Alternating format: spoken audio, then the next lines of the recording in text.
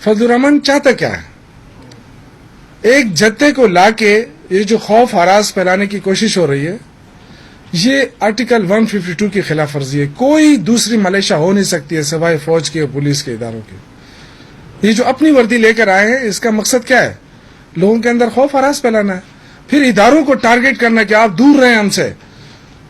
دیکھیے، امن و امان قائم کرنا یہ حکومت کی ذمہ داری ہے، کسی کو تحفظ دینا حکومت کی ذمہ داری ہے. آپ نے احتجاج کرنا ہے، کریں، آپ کو کس نے روکا ہے؟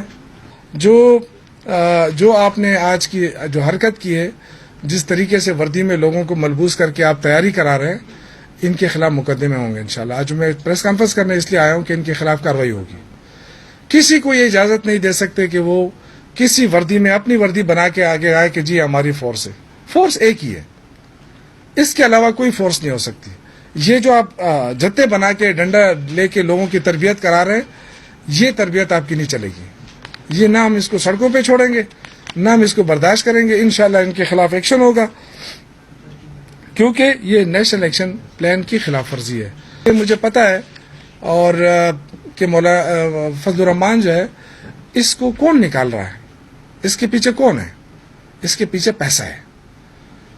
فضل الرحمان ویسے اللہ کے واسطے نہیں نکل رہا ہے، یہ کوئی پرائم منسٹر بننے جا رہا ہے. چلو آج اگر میں سمجھتا ہوں کہ چلو آج اگر ہماری حکومت جاتی ہے تو کیا فضل الرحمان پرائم منسٹر بنے گا؟